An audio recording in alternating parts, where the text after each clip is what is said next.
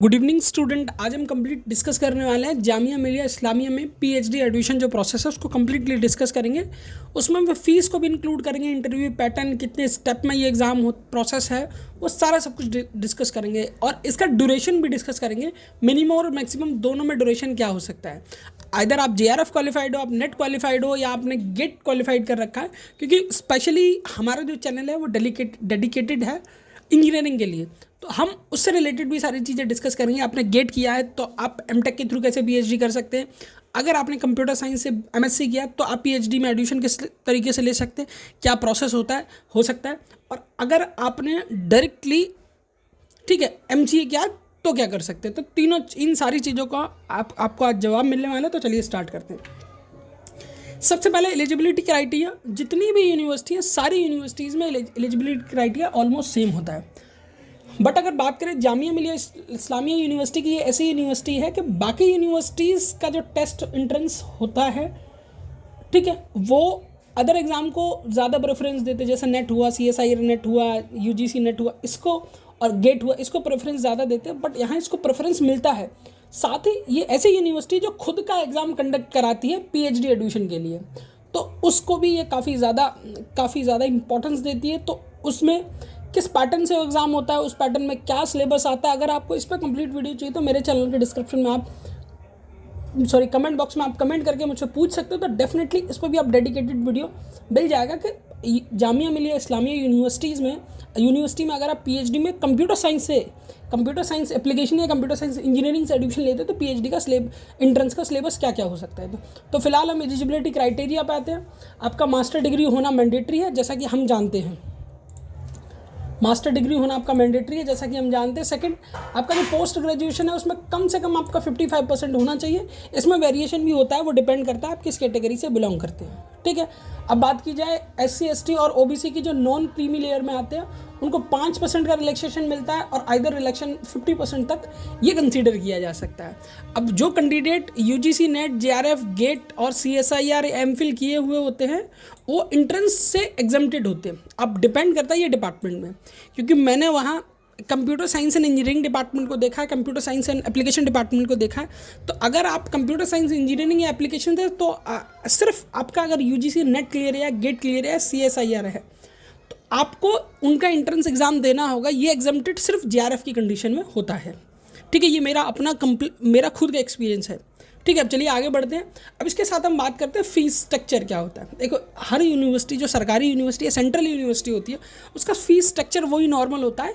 थोड़ा बहुत इधर उधर होता है, यूनिवर्सिटी में वेरिएशन होता है। बट कुछ ऐसी भी सेंट्रल यूनिवर्सिटी जैसे कि JNU, उसका बिल्कुल ही नॉमिनल होता है। बट हम फिलहाल जामिया पर फोकस करेंगे।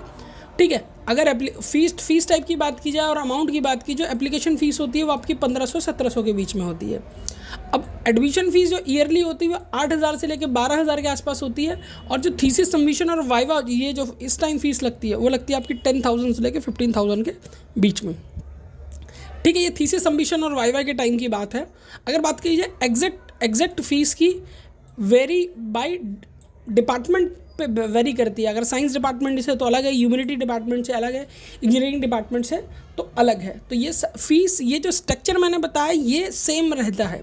बस थीसिस सबमिशन फ़ीस और एडमिशन फ़ीस जो ईयरली वाइज होती है वो डिपेंड करती है कि आप किस डिपार्टमेंट से हो। बाकी ऑनलाइन फॉर्म एप्लीकेशन फ़ीस आपकी सेम रहने वाली है, 1500 से 1700 के बीच में।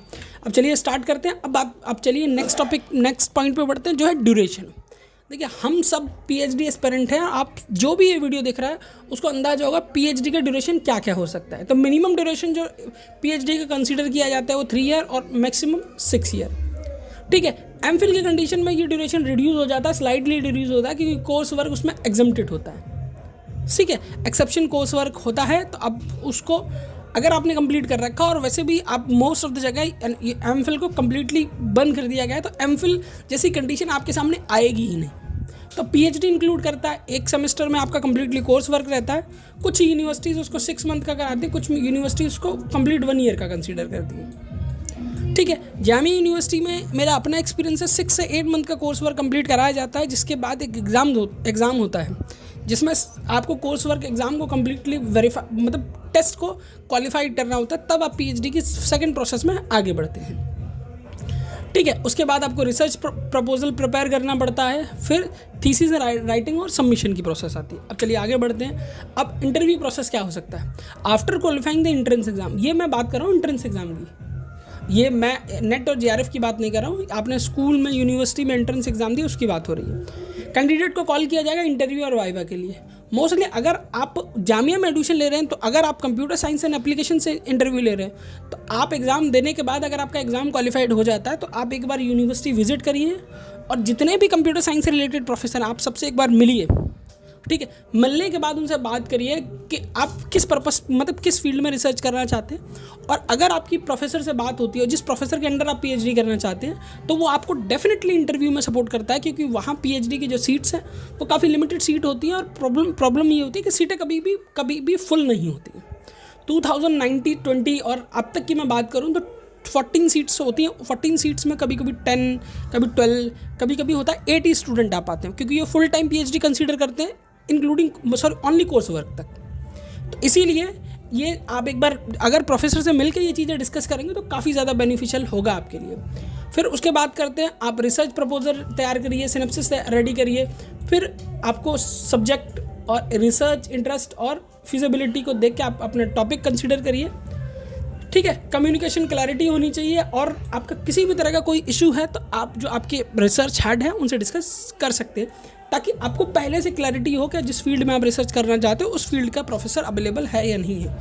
कई सारी यूनिवर्सिटीज़ में ऐसा होता है, जो स्टेट लेवल की यूनिवर्सिटीज़ होती हैं, वो जिस सब्जेक्ट में मतलब जिस टॉपिक से पीएचडी करना चाहते हैं, रिसर्च करना चाहते हैं, उससे रिलेटेड प्रोफेसर ही अवेलेबल नहीं होता है। तो ऐसी प्रॉब्लम ना हो इसीलिए आप पहले एक बार विजिट करिए, सारी चीज़ जान लीजिए, उसके बाद फर्दर आगे बढ़िए। अब आते हैं आगे फाइनल स्टेप पे। इन सब में मैंने फाइनल स्टेप में सबको कंक्लूड कर दिया कि आपको करना क्या है। अभी आपको कुछ करना है तो आप जामिया मिलिया इस्लामिया की यूनिवर्सिटी में जाइए, जिसका लिंक मैंने आपको वीडियो के डिस्क्रिप्शन में भी दे दूंगा, यहाँ भी दे दिया है। सिंपल टाइप करिए, आप उसके बाद पहुँच जाएंगे। आप ऑनलाइन एप्लीकेशन को सबमिशन करिए। एंट्रेंस एग्ज़ाम अगर आपने ये सब क्लियर किया तो एग्जम्प्टेड होगा। रिजल्ट शॉर्टिंग होगी, इंटरव्यू के लिए आपको बुलाया जाएगा। डिपार्टमेंट अकॉर्डिंग वाइवा और इंटरव्यू होगा। फाइनल मेरिट लिस्ट आएगी और आपको ऑफर किया जाएगा पीएचडी एडमिशन के लिए। फिर आपको कोर्स वर्क में एनरोल करना होगा। डेफिनेटली ये सिनेरियो चलेगा और यही सिनेरियो चलता है। और पीएचडी एडमिशन 2 बार किए जाते हैं, नवंबर और जनवरी में, उसके बाद मार्च और अप्रैल में। तो हम इस स्लॉट में हैं अभी फ़िलहाल, जिसको सेकंड स्लॉट कहा जाता है। ये कंसीडर करिए, डेफिनेटली आपका पीएचडी में एडमिशन हो जाएगा। ठीक है, अगर आपको वीडियो यूज़फुल लगा तो चैनल को लाइक शेयर सब्सक्राइब ज़रूर कीजिएगा। वीडियो दूसरों के साथ शेयर कर सकते हैं, जिसको जो अभी नई प्रिपरेशन कर रहे हैं यूजीसी नेट की, तो उनको ये वीडियो ज़रूर फॉरवर्ड कीजिएगा, ताकि उनको अंदाज़ा हो कि वो जामिया मिलिया इस्लामिया में किस तरीके से पीएचडी में ईजिली एडमिशन ले सकते हैं। इस वीडियो के